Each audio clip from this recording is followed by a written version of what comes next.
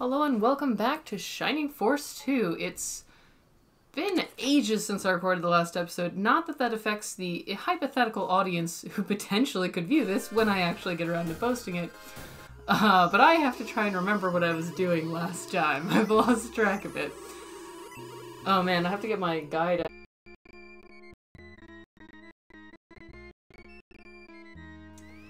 Scrolling through my...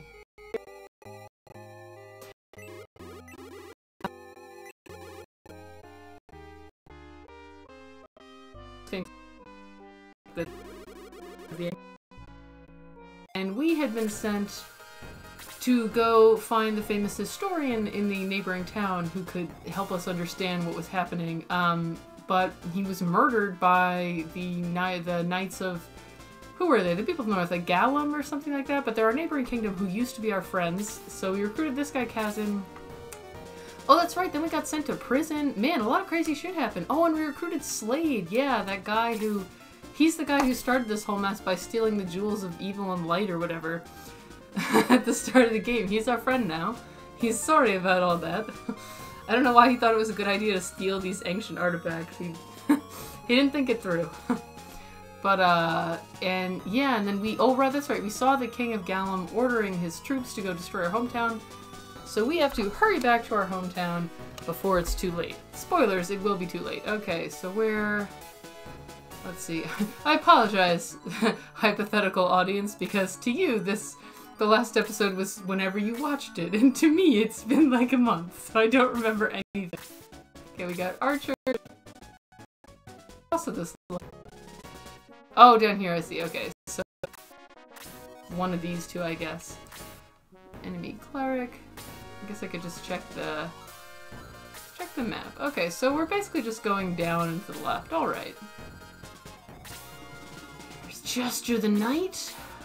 Well, let's... Yeah, we got a Therian Trippin. Oh, and after the battle, we'll go to our hometown, and we will be recruiting a special character. Very nice, second attack. Who won't be super useful in combat or anything, but will be cool as a little mascot for our party. So look forward to that. I guess I'll just move him here. The knight has such high range that there's not really a point in trying to keep us out of his range, I feel like. Oh, and also apparently he just wants to attack Chester, in spite of the fact that Wizard Friend has less defense. Don't ask me to explain the AI. Although if I remember right, I read online when I was looking stuff up in prep for this Let's Play, that the AI in this game has actually been improved over the previous game. So probably, assuming that's true, we'll see less of enemies just wandering around, not attacking or doing anything useful, even when they could. Apparently it's a little more, on point in this game. I'm just trying to get into the battle here. Oh, this is an exciting piece of... Well, it's exciting to me. This is a piece of news, I guess, about me and this, it actually is, a part of the Genesis collection. Maybe I should have saved him for someone else. I didn't realize just how much damage he would do. That was a lot. The Genesis collection. And there's a ton of other games in the Genesis collection, and using a guide, mostly because I get lost easily in games where there's not like a map that has room labels and stuff. I have this problem in Zelda too, where I just get really lost in dungeons and I can't remember which way I was going.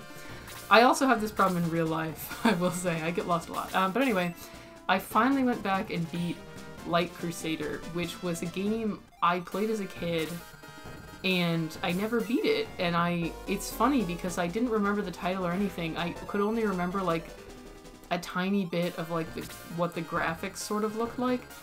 But when I tried out all the games on this collection just to see what they were. I didn't own a lot of these specific ones as a kid.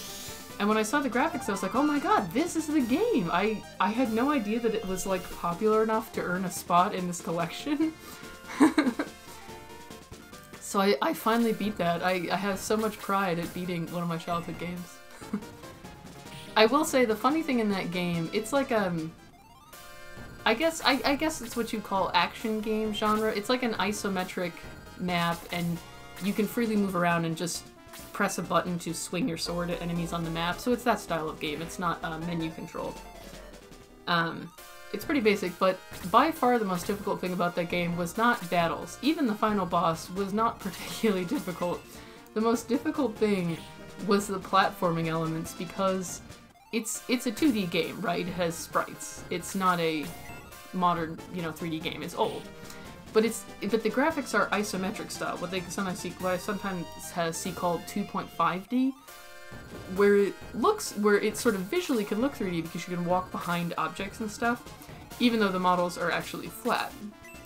Oh yeah, we got the level 2 Ablaze, let's try it out. And the problem with that is that you can't see where you're jumping because the camera is fixed, right? It's not actually 3D. So in this game, you frequently have to make precise jumps from behind like a pillar, so you can't see where you are, where the thing you're landing on is, nothing. And the jump physics were also just super floaty and just... There was also like Zelda-style elements of like moving pillars and putting them on switches and stuff, except that unlike in Zelda where there's a button to grab things, in the later games, and even in the earlier games, the movement is all grid-based. There's no diagonals in the like Zelda Game Boy games. The ones that are not 3D, obviously the Ocarina of Time and stuff, but I'm talking about the ones that aren't 3D. In this game, again, because it's isometric, essentially everything is on a diagonal. You like constantly are having to move things on diagonals when the only physics for that is that you just sort of bump against them and they just move. It was so terrible. I literally spent about 5 hours doing a single platforming thing where I had to move, all I had to do was move a thing down to the bottom of the room to go on a switch, and it was like the most impossible task because of the physics. It was so frustrating. That was harder. That one puzzle was harder than the final boss solely because of the crappy physics. It truly made me appreciate modern games. And yet I found it very satisfying to finally beat it. It was just like, childhood me, would just be so proud. But inspired by that, I actually ended up looking up some other old games that were not in the collection, but which I sort of vaguely remembered having played as a kid. Including one that I was really impressed with myself for finding it, because literally all I remembered about this game, this was, and keep in mind, I played this 20 years ago, and I didn't play it very much. I think my brother and I got like a few levels in, and then we just never beat it as children. So this is very old, hazy memories, and all I could remember was that it was some kind of action game where you had free moving on a map and you like pressed a button to attack. Adventure game style. I guess that's called action game. I don't know what the genre is really. But that's what I usually see it called, like action adventure, I guess. But and it was co-op. There were 2 players and you could pick your character from a list. And one of the characters was a wizard called Bean. That's literally everything I remembered about this game. It was... And that's not a lot to go on, right? I didn't remember the title, I didn't really remember the plot, nothing. And trying to Google, like, co-op Sega game, adventure game, Wizard Bean did not bring a whole lot up, as you can imagine. So I ended up just literally looking up a list of Sega games that I thought were about the right year, based on them being in the same year as other titles that I remember us owning when I was a kid. I'm just gonna have her use her heal to get the axe, even though we don't need it. Gotta level up my healer. But somehow, from like the deep reaches of my memory, I saw the title Arcus Odyssey, and I was just like, wait, that sounds familiar. And it was the game. I have no earthly idea how I remembered that. 20 years later, having not thought about this at all in all that time, and not even having spent that much, like, this wasn't a game that I had played a ton and beat. We literally, it was really hard and we were kids, so we didn't really try that much. Man, Chester really does get good once you train him. I read that online, but I see it's true. But, somehow, memory is a funny thing. Somehow, just, part of my brain was like, that's right, Arcus Odyssey. I've been storing that all this time. Maybe this is why I always lose my keys and stuff. My brain is too busy remembering things like that that are not useful at all. But yeah, it's mind-blowing because I played it a little on an emulator, and I was like, there was so many random things about it that I was like, oh my god, I remember this! Like, little random specific things, like a level where you like save prisoners and, certain monsters. I was like, oh my god, it's coming back. Man, I gotta try harder not to overlevel Chester. He's really blasting levels out. Also, the sprite of that Dark Cleric is amazing. It looks so ridiculous. It doesn't... Like, it looks way too, like, short and wide. The proportions are very strange. Okay, I gotta actually... I should focus on the game here. Not on nostalgia time.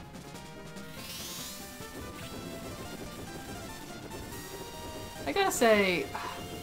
and this may be partially biased because the graphic style in the first game, Shining Force, is the same as was later used in Sword of Asia, which was the one I actually played when I was a little kid. These I played later.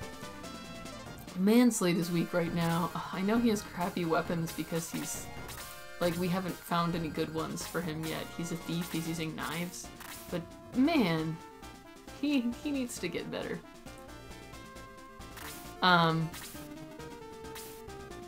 Oh yeah, but I actually like the graphics in the first one a little better, even though these are obviously better in quality. Like, they're more detailed. The colors, I would say, there's a little more variation, so they're better. And yet, I don't want to one-shot. I think I'll just have him wait. In spite of that, I do actually have more of a fondness for the first one. I assume it's just out of nostalgia, honestly. But also, I think the first one... Oh man, he did more damage than I actually expected. I forgot how much damage that does because it's been a while. I think just... You know, the first one, because the graphics are a little more cartoony, I think some of the, like, weird proportions and stuff like that, you know, you hardly even notice them because it all looks sort of just, you know, illustrated and, like, it's not meant to be realistic, it's meant to be evocative. And this one, because the graphics are not realistic, but a little more, they're a little more detailed and the proportions are a little more, like, it looks like they're trying to be more realistic, and because of that, it stands out more when they're not. It's like the paradox of graphics, right? It's just a little weird to me also how they all seem smaller. The battle sprites seem kind of like smaller somehow on the screen. Alright, we won the battle. I'm gonna quickly check my party members because it's been, like I said, I haven't played in a couple weeks. Okay, so Slade, I think a little because she gets experience from healing, whereas the others are getting it in sort of like spikes from battles. But she's doing fine, and Slade is definitely going to require me to pay attention to him. He's really good, I read, when you promote him. And Jaho's okay, I guess. I guess I just gotta make sure Chester doesn't pull ahead too far. Alright, we're doing fine. Let's go home, friends. Oh no. Already passed away. Ben feels pity. That's so awkwardly written. It's awkwardly written because it's like in the third person. Ben feels pity. It's like, you know, it's like Pikachu used Thundershock. That's what it sounds like. And also, pity is not quite the right word. This could be a translation issue. Like sorrow or sympathy. I feel like pity is just not quite what was meant. These two are fine, apparently. They're not upset at all. They haven't even noticed that anything has happened. I mean, I am glad that they're there because it's good game design to not lock us out of getting items if we needed them, but you'd think they'd at least have a reaction. Yes, this is our new friend. He was in prison. CC! Galam's soldiers destroyed the cages! Well, I guess not so much prison as like a zoo, but it was a prison in his eyes. And also, he's sentient and can talk, so it was a prison. The strange animals ran away. Oh, I guess that's a kid. I thought we were supposed to recruit...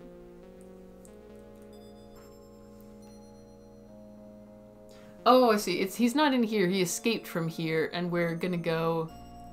Yeah, so that kid was like, the animals from the pet shop ran away. You're not... And one of them has run away to a nearby building.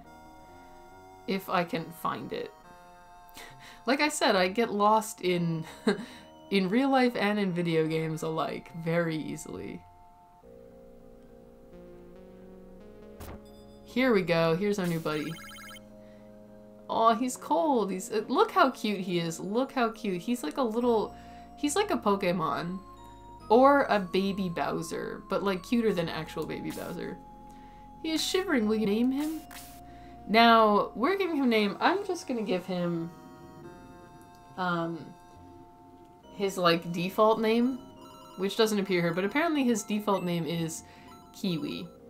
which we're gonna put in all caps because that's how everyone but our main character looks. I guess I could give him a different name, but, you know, I don't have a particular one in mind, and I'm not gonna use him, so this is his official, I guess, canon name. Ben named him Kiwi and beckoned. So I guess he can't talk. I kind of thought he could, because he's walking around and wearing a hat, which it seems strange for like a random animal that he put on this hat all by himself and fights in battle. Oh, he's following me around. That's very cute. Okay, let me check my guide here.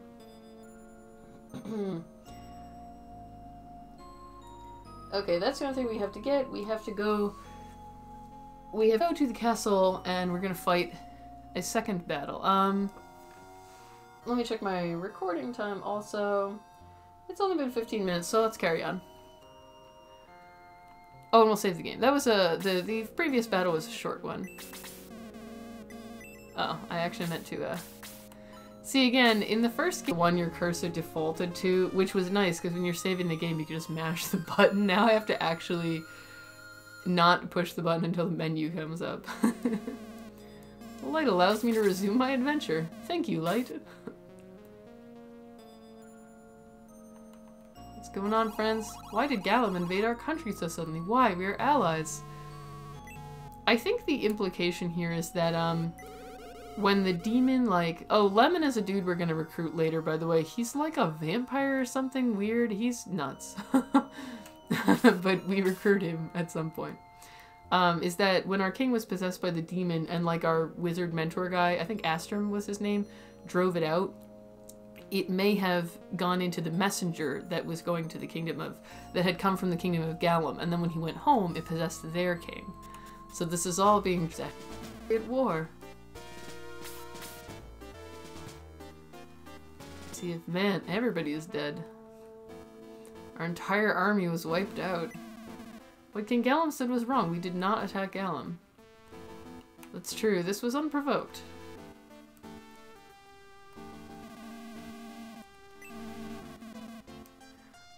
Ah, he had magic. This is Lemon. Oh, he seems really sad about these people, but again, he could just choose not to murder them. Saying. I'm not feeling a lot of sympathy for him. So King Galam went into the tower. See, the tower is called Granseal, and that's why our country is called Granseal. It's like named after it. Oh, is our mentor about to die? Oh no, Astrum, you weren't even here that long.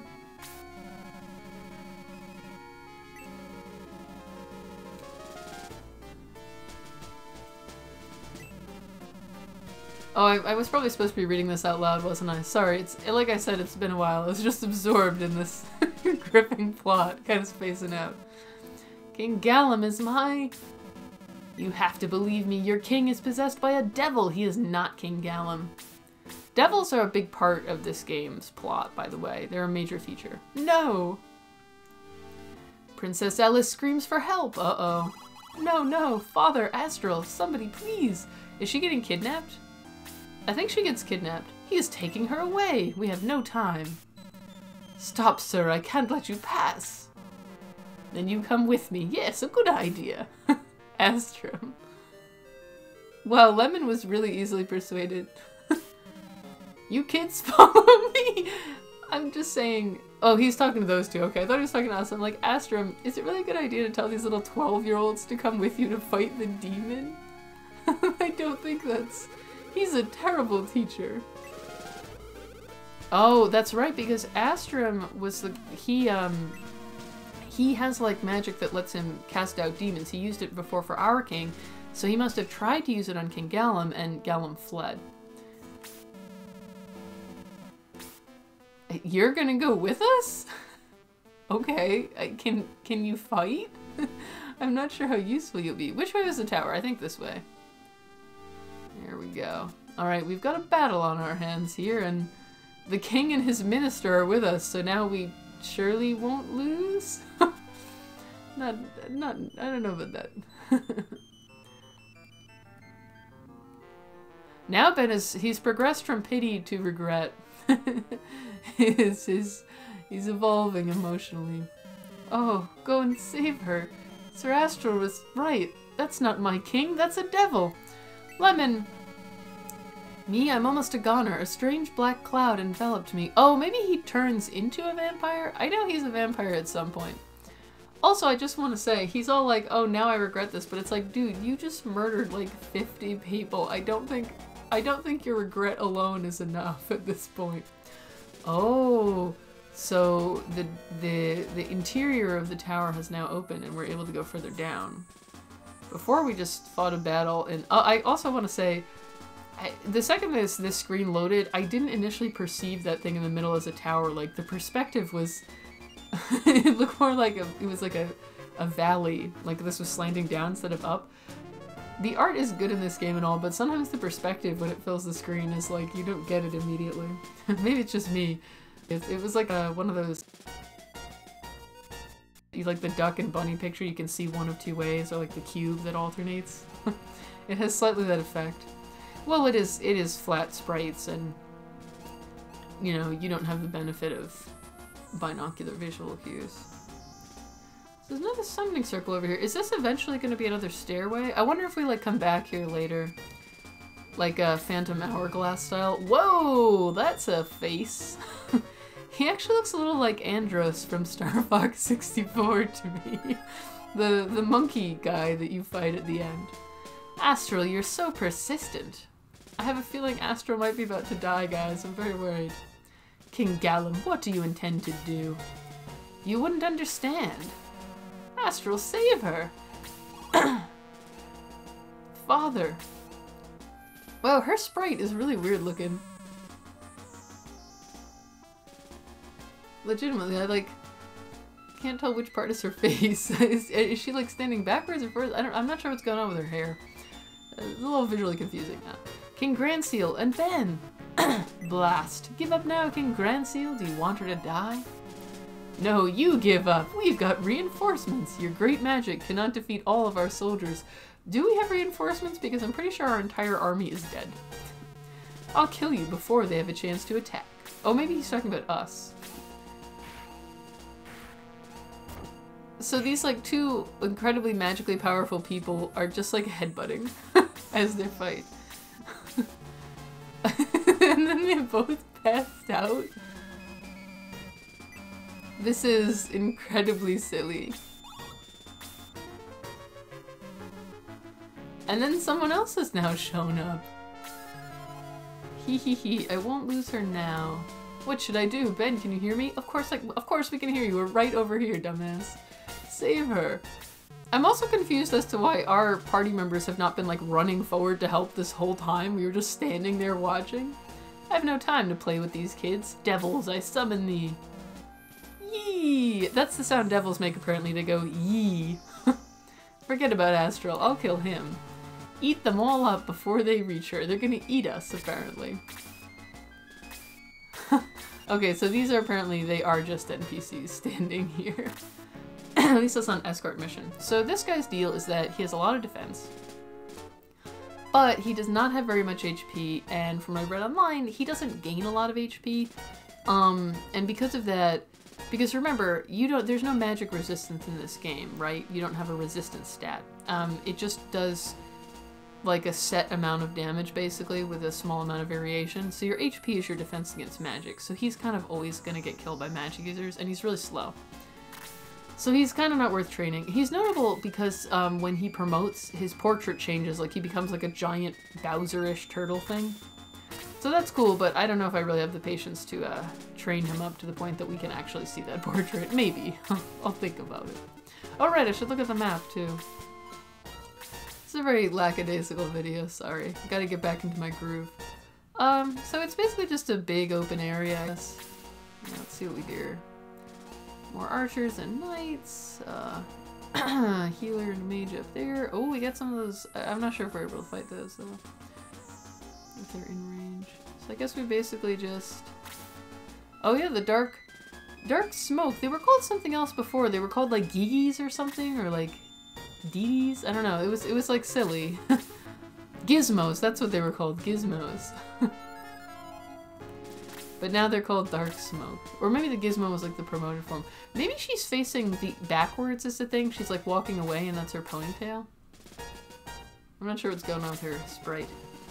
Okay. So I guess we basically just head forwards. There's, yeah, it's a pretty basic map. The design is cool, you know, it's like an ancient temple. Hidden deep below the earth. Ouch! Our mages are squishy. Man, the challenge with these big open maps is that the knights have such high movement range that they can get towards our squishies so quickly. I also gotta say, the background music in this fight, like on the main map, is kind of boring. I'm thinking it's supposed to be like, it's serious, but it's just a little dull. Oh, hopefully he won't die. Things are not looking good. Let's try out Kiwi. He doesn't use a weapon. Look how cute he is. I think he's like inspired by the Kappa, the mythical Japanese monster, because his head, like the bald spot in the middle, looks like what pictures of Kappa look like. And he's a lizard, but also he has an armored shell like Bowser. So he's sort of confusing. He's not as cute once he promotes. He just looks like a mix between Blastoise and Bowser, I guess, basically. Which is less charming. We're just, man, this is kind of the issue here, is these knights just came up on us so fast and their movement range is super high, so it's like we were rapidly surrounded. Well, time to start this battle over. Goodbye, Kazin. I guess I have to just play a little more conservatively here and not go forward as quickly. Well, we can't egress until Ben's turn, so we'll just have her heal to get some X. This might be enough to level her up by, how much is it, 10 or 15? It's only 10. Okay, so next one will be. Yeah, basically until Ben's turn, we may as well just have people take pot shots.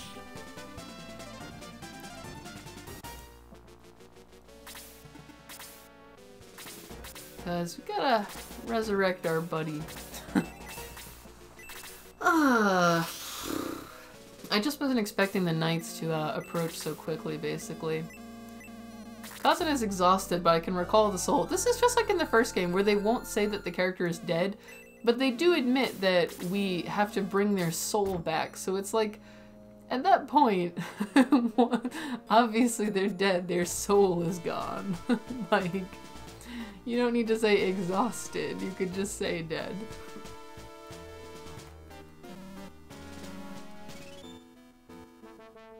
Okay, let's give this another try. I was thinking I could quickly get through a couple episodes, but I guess we'll see how bad I am at this battle. But, you know, keep in mind that I have not played this game or any other strategy RPG in like a month. I was busy. Oh man, the thing that sucks about this battle is that every time we egress, we have to walk all the way back. And look how far it is. It's just like, geez. Couldn't you just, as soon as I enter the tower, take me to the battlefield part? I don't want to walk down all these staircases. They're not interesting to look at.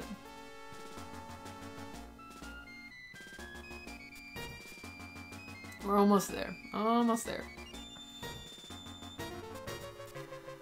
Almost there, I'm pretty sure. Oh, here we are, yes. How freaking far was it? Okay, I'm gonna have him... let's start go more to one side. I think being too much in the middle was also our issue. Because there's knights on both sides. And their movement range is so high that, you know, as soon as we're even remotely in range, they get to us. So we're gonna have him kind of play a little more conservatively here. You know, there's no reward for doing these battles more quickly, so... You know, we can be a little more cautious. I kind of have bad habits from Fire Emblem where there's sometimes, in some games there is a reward for going faster. And of course some games, because of reinforcements and stuff, there can sometimes be effectively a penalty for going too slow. So I'm more used to like trying to rush the level. I'm gonna wait for her because I think we may actually need her heal, so I don't want to waste her MP. And we can always run her MP down later if we just want to use it up for X. You know, it's not hard to do, obviously. I'm gonna just like try and just get rid of this guy so that we're not quite as overwhelmed. You know, we just kind of get him down.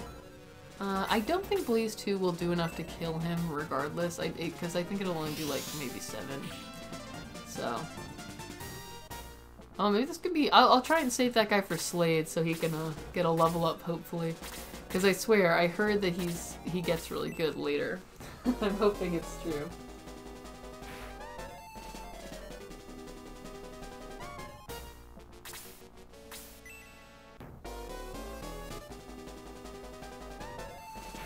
Okay, so it looks like the next like rare item or whatever we're gonna need is not gonna be until after this battle. So there's a bunch of missable stuff in this game, so I'm just using a guide to make sure we get everything because I'm not actually terribly familiar with this game, unlike the first one where for a good chunk of it I kind of remembered. And of course Sword of Asia where I will say that there's like I think 1 or 2 secrets in that one where like I don't remember them off the top of my head, but most of it I remember pretty well. Okay, so that was good. Oh yeah, that reminds me of the other exciting thing. So, you know, part of the reason why I picked this to do my initial recording equipment test was because I loved Sword of Asia so much as a kid. And that game is not in this collection, but the first and second Shining Force games are. So I was like, well, the Shining Force 1, I was going to play it anyway, so why not use that as my equipment test? But that just gave me, like, as I started looking up what games are actually in the Shining Force series, etc., it just, like, gave me such a hankering to actually finally play them all, because there's other Shining Force games, notably, Shining Force, there's a prequel to Sword of Asia, like, Gaiden Part 1, basically, that I never played as a kid. And there's also another one, Final Conflict, that just straight up never came to the US, so I never played it, obviously. Might as well give this guy a little XP, though. But there are fan translations of that. So I was like, you know what? I'm gonna, like, fulfill that, like, you know, go back and replay these games connected to my one of my favorite childhood games that I never actually played. And I will, obviously I have those on emulator, so they're on my laptop, not my Switch. But, I can just record off of that, and hopefully just record the whole Shining Force series. At least as much of it as I can find. There's also, apparently, there was a Shining Force 3, which had 3 parts, one of which came to the US. Because, so much of the Shining series, just in general, just has not made it overseas. But there's fan translations for that as well, so... And that's basically, there was another Shining Force, I think called like a Shining Feather or something, another tactics game anyway, which was published a lot later, but it's not connected plot-wise to these ones. So Shining Force like 1, 2, 3, and the Gaiden games, they're not true like sequels of each other exactly, but they're set in the same universe, so there's some connections. And these are the ones that were my childhood games, so... Oh, he was so close to actually getting that KO. Bummer. So I'm like, you know what? I'm gonna try and record literally all of them. Which is also kind of cracking me up because, again, when I was long ago thinking about would love to try doing some Let's Plays, the initial game I actually thought of was I would love to do a co-op Let's Play with one of my college buddies who doesn't really play video games that much. She's a big tabletop gamer, but she's not that into video games. And I was like, it would just be funny to co-op play Final Fantasy X, a game which I really like, but which I acknowledge would probably seem super insane to people who don't regularly play JRPGs. It's very JRPG. So I was just like, it'd be amazing doing where it's like, can a normal person understand Final Fantasy X? But obviously that would be kind of logistically difficult because we live in different states now, you know, it's college. You don't stay there forever. But then, you know, I was like, I finally got all this recording equipment. I want to learn how it works and make sure all of it works also. So like if anything, I don't know, was broken in the box or whatever, I can return it. You know, obviously you want to test everything. And I just was like, I'll just test with the games I have on hand on my Switch. It's already all plugged in and everything. And this was the most recent game I had bought at the time, the Sega Genesis collection. And it was the only one that I had on hand also that I hadn't already beaten. Or that I wasn't like already a lot of the way through, because, you know, I had a couple of the games that I was like in the end game, and I was like, it'd be sort of silly to just randomly record that at the end of the game. So I was just like, oh, you know, why not? And that was with no intention of recording like literally all of the Shining Force games. That's, if I was gonna make a Let's Play channel, that would not have been my guess as to what would go on it, but apparently that's what I'm doing. That's... Welcome to Shining Force, the channel, apparently. Because, like, this is quite... Shining Force 1 and 2. Then you have... there were 2 Gaiden games. There was a Sega CD version, apparently, that also gave them, like, an extra episode or something. And then you also have Shining Force Final Conflict. So that's 5 games by itself. And then the 3 parts of the Shining Force 3. There's quite a lot to go on there. I really love these games, though, so... Even playing them now, so many years later, I'm like, they're still really fun. Man, this dark smoke is really dangerous. Gotta have Chester help out, he's our heavy hitter. But yeah, so, and I'll probably, I might do some of that recording simultaneously, honestly, just because Shining Force 2 obviously happens after the Gaiden games, so it's not like, you know, having this one and then doing them, like, preserves the story in any way. I think Slade's gonna die. Well, the turn just didn't come up, you know, because I had everyone adjacent. Maybe I should have attacked with Kazen's spell, but I kind of thought he'd do at least 2 damage, you know? I did not realize he was so weak. I should have assumed. Wow, that was an interesting dodge. He, like, was covered in green. He used the force. Hopefully Ben will survive this. Man, the dark smoke is like the most dangerous enemy here. Oh, it silences also. That's actually bad because Ben is the only character who can cast egress. So now we can't escape. Unless he dies. So, you know, I honestly was about to say I think that we'll just keep going. Slade already got a level, we're close to the end of this, but now we can't go back anyway. We might as well, you know, while he's in the party. We don't have enough party members yet to swap in and out, so we might as well get our buddy there some levels. I'm gonna attack the mage here because he's a bit more dangerous than the healer. Good job, Chester. Finished in 1. Alright, well, I guess there's no point in not using his MP. Gotta get those X. The battle music, the thing that plays now, not the map music, but the one during the fights, is growing on me, I gotta say. It sounds kind of epic, you know, it has like bombastic, like a brass section.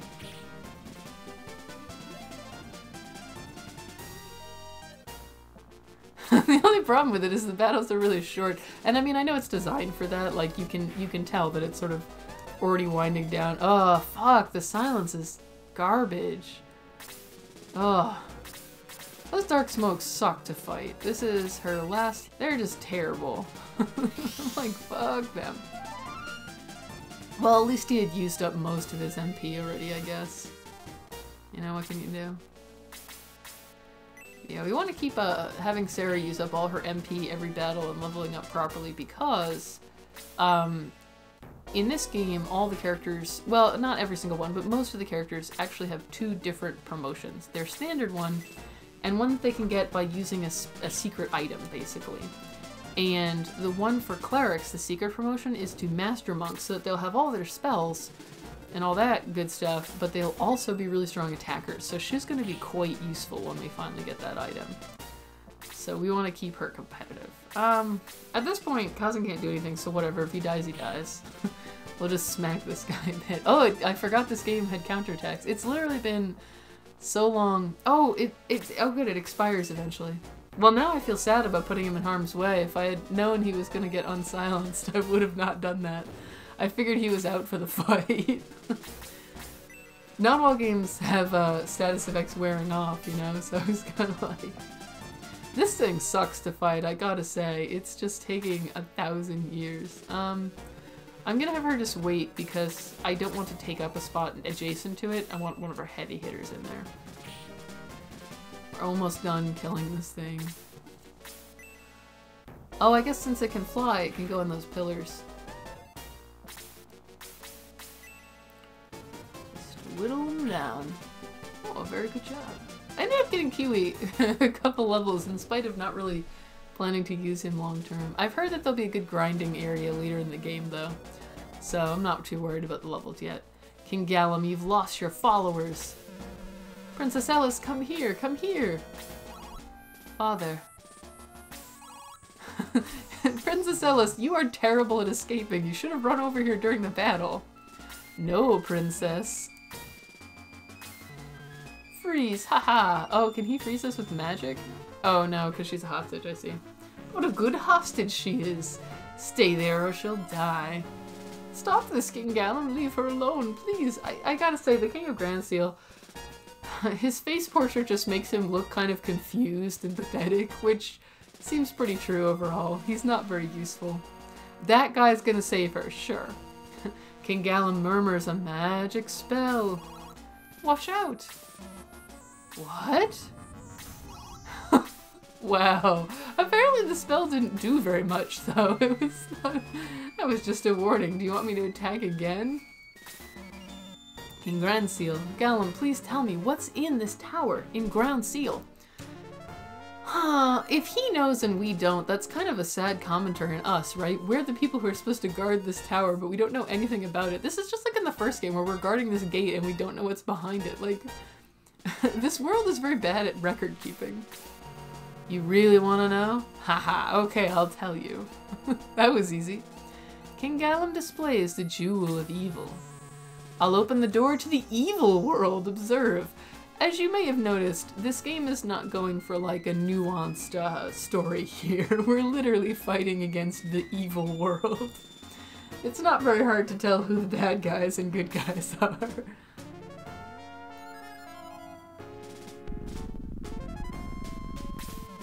An earthquake!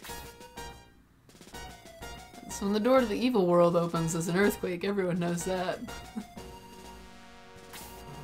Now do you understand? I actually know that cutscene did not improve my understanding at all. I plan on opening the sealed door, but we don't know anything about the sealed door. See, even he doesn't know why. What's inside?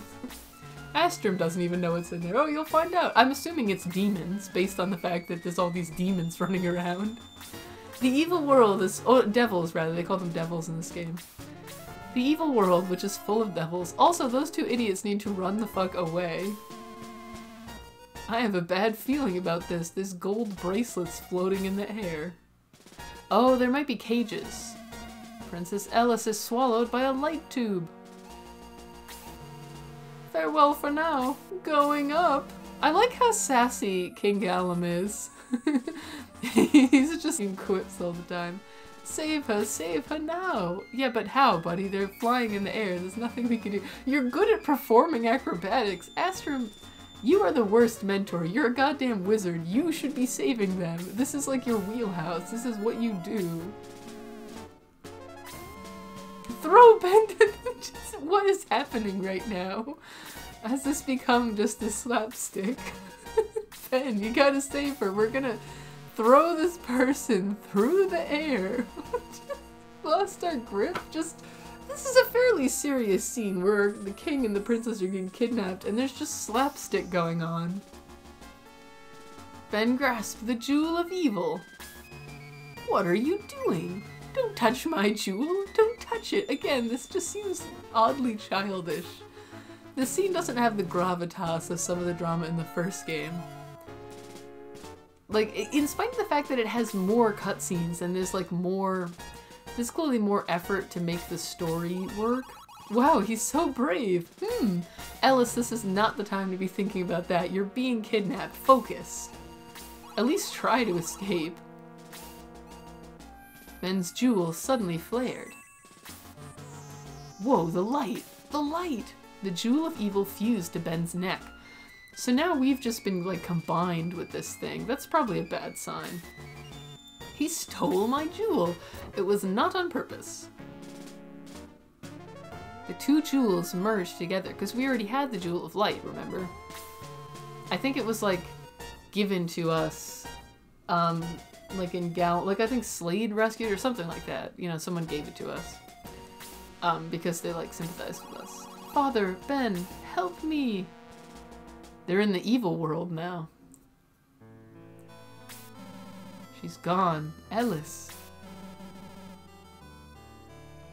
Oh, the king wasn't getting kidnapped. The evil guy, he just was using that to teleport himself, I guess. The map sprites looked very similar. I legitimately thought that was our king. We couldn't help the princess. Sigh. Ben, why do you have two jewels? Did you not just see what happened, Astrum? Like, you were right there. Indeed, perhaps these jewels are the key to solving this. They seem like plot items. Oh yeah, there was an earthquake going on, wasn't there? We should probably get out of this tower. That's not a good place to be during an earthquake. More like way below ground. This is not good at all. Sir Astral, what should we do? Oh, Astral, that's his name, not Astrum. I don't know where I got that. Sir Astral. It's like, I'm not sure. We need to run away, dumbass. Also, we'll come back with soldiers to rescue her. She's in the evil world. How would we get in there? She's not just, like, next door. Ugh. Yeah, I would have to say overall that... Ben, you'll be buried in the tower. Come on. Hurry the fuck up, buddy. Oh, I guess it's my job to lead us out of here now. We're so far below ground, too. God, now I gotta walk all the way back.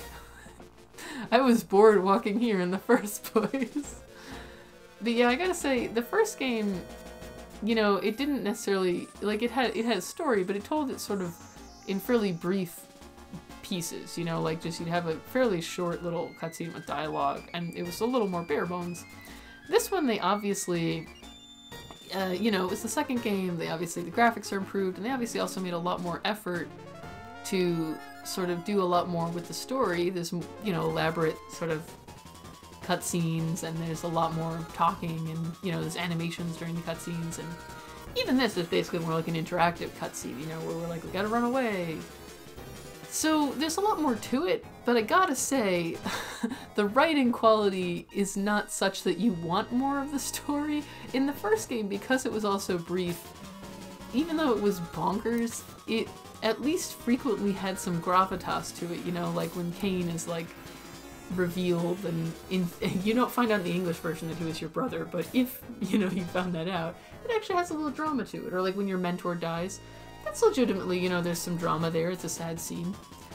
But this is just like, someone's getting kidnapped and there's like slapstick going on, and we're like throwing people and just...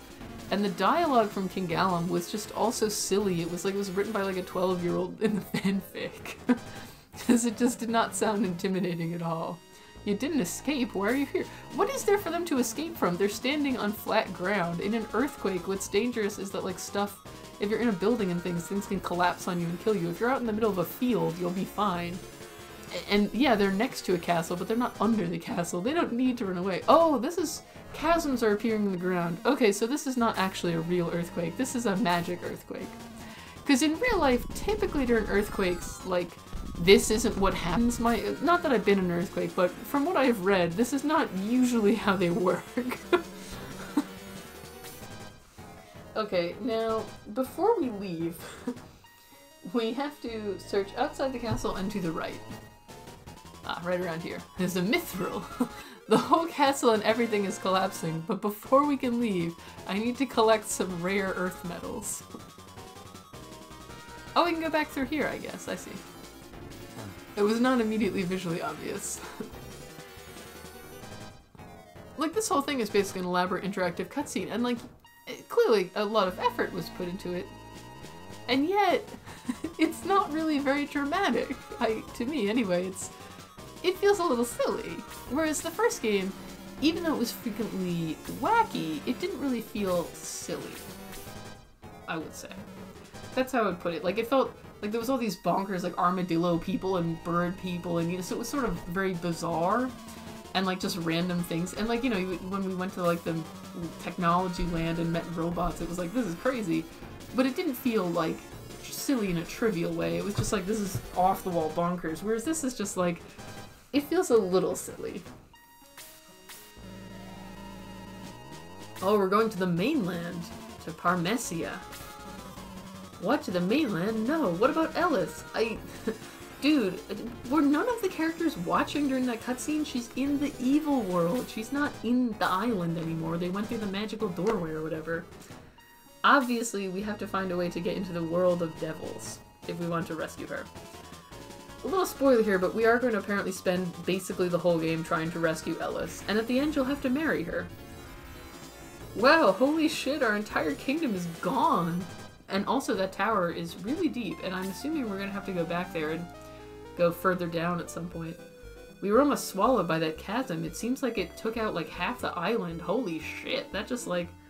See, that is a much more dramatic moment to me, I will say, compared to like all the like random slapstick hijinks and stuff in the tower that just felt a little tedious. That moment where the boat is sailing away and then suddenly the entire town and castle, which is the only area we've seen in the game so far, in the hero's hometown, is just gone in the blink of an eye, and the tower is just standing there, emerging out of the darkness of the chasm. That has some more drama, you know, that's a striking image, where it's like, whoa, just shit got real. So I think that the game's story is stronger when it's told more in that mode.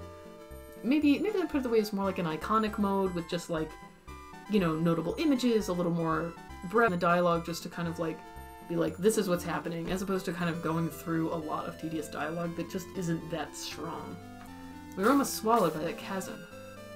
Also, I gotta say, the mouth frames for the main character's sprite, they seem awkwardly slow. Like, the other characters seem to have their mouths flap a little faster, which makes it seem like he's like talking very strangely.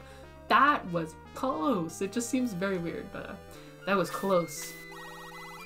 Frankly, I'm not sure how we survived, since the whole thing falling into the tank would have like made the water, like the river would flow downwards also into the chasm, but I guess we got out just in time. Sir Astral, where should we go now? I think we should go to the mainland. Don't you agree, Minister? He doesn't have a face portrait, so he's not really the final say here. We have no choice. Then let's go to the continent of Parmesia. And so the ship heads east for Parmesia. I feel sick to my stomach. Oh.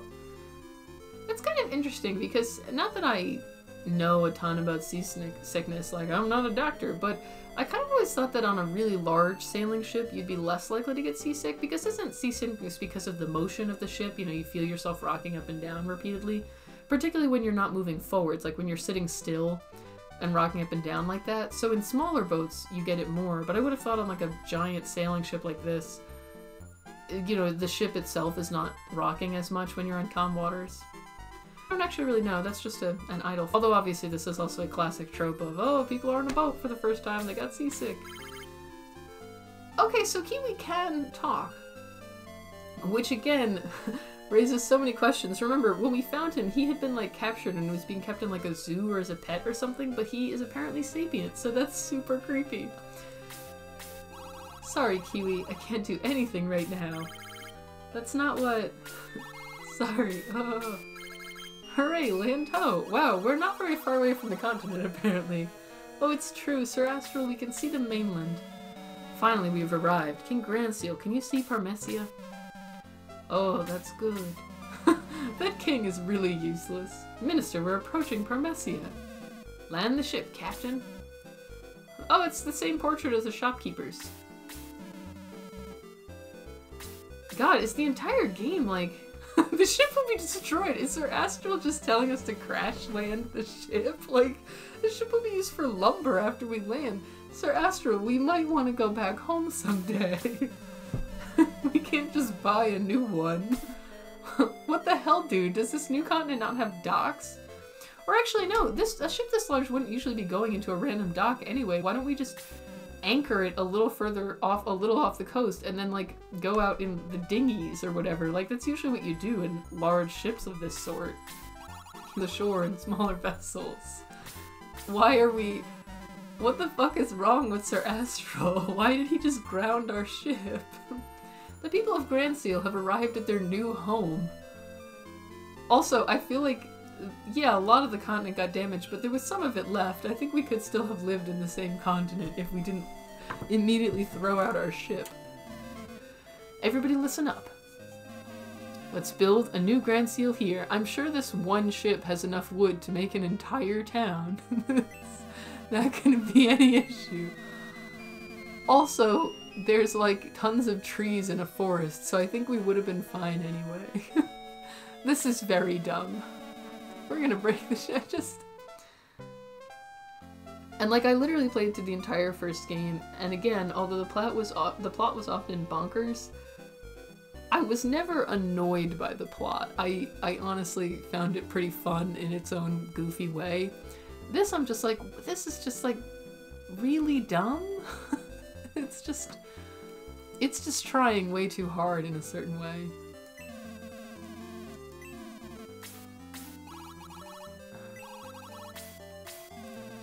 Can we just get back to the part of the game where we get to do things? Just... like, not watch all this dumb shit slapstick bullshit. It's just really...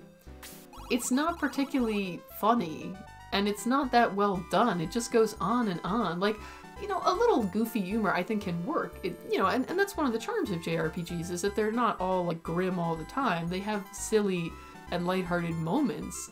But this is just going a little overboard. There's just, like, way too much of this. And during serious moments where you kind of want to focus on the plot.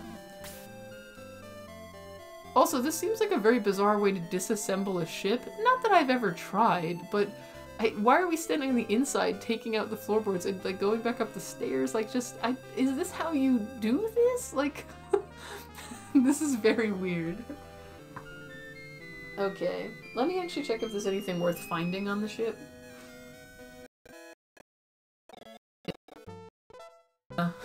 I actually don't know if there is one. What can I do to help? It's really weird that I named you Kiwi because you're apparently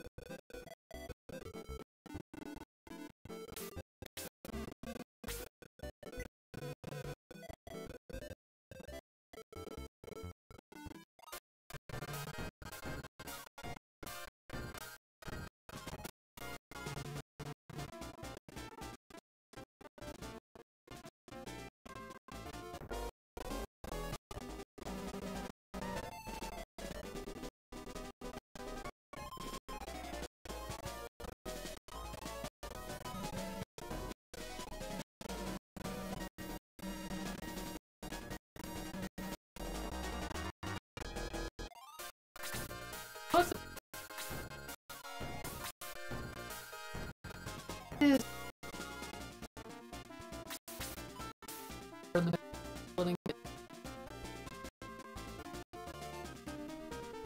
our goal is not actually to reach this guy, it's to defeat all the enemies, because in Shining Force, in all of the games I've played at least, your goal is always to defeat either all of the enemies or the boss. So we have goblins, they're new. We have hunter goblins, which are archers, basically. They're also new. I guess it's like that's what lives here. Oh, this is a witch who has the freeze magic. I see. So before we were fighting the mages with fire, this is going to be, we're fighting a witch. Green ooze, a step up from the plain normal ooze that we fought before. And... oh, and I assume we're going to be going here eventually. That looks like plot. We have 2 witches. But for now, what I'm actually going to do is make a... actually, now that I think about it, that's stupid. What I'm going to do is stop the recording and then just restart it. And we just won't have the normal intro. Alright. So this time, we fought a battle and we fought 2 battles. Our entire hometown was destroyed. The princess was kidnapped and brought to the land of evil, or the world of evil rather, by devils. And we were forced to set sail for a new continent to rebuild our home out of a boat, because sure.